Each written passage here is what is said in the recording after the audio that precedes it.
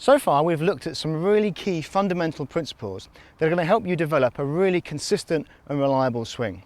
Let's have a look now at the key movement sequence that we need to make in the downswing in order to create some real power and also get the right alignment of the club through the ball.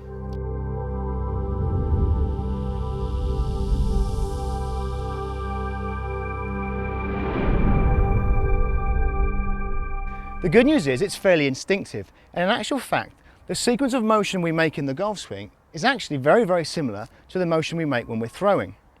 So if I were to throw a few balls, you'll see that it's very instinctive for me, once I've taken the ball back, to get my hips moving first in a forwards direction. Once my knees and hips have moved forwards, it's then I can unwind my torso, and of course the last thing to happen is my arm straightens and launches the ball with a flick of the wrists. Well, that's exactly the same sequence as in the golf swing. So from the top of my swing, I need to make sure that it's my knees and hips moving forwards first, then I can turn my body into the ball, and of course my hands unwind right at the last minute to provide some real power.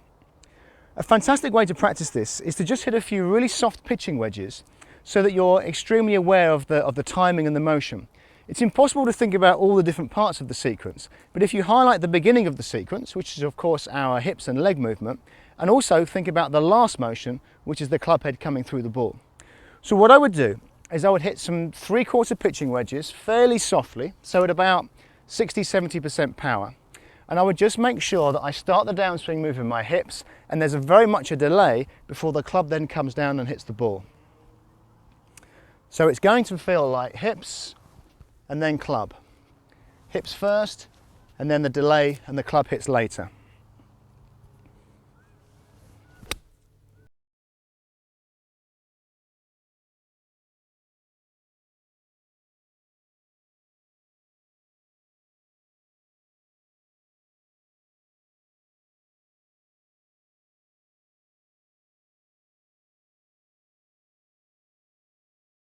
Sequence. It's one thing to be able to develop the correct positions in a golf swing, but then if we're moving our body segments in the wrong order in the downswing, that's going to cost you huge power, and it's also going to make the ball go way offline. In fact, I would go so far as to say that this is one of the big defining areas that splits club golfers from tour professionals.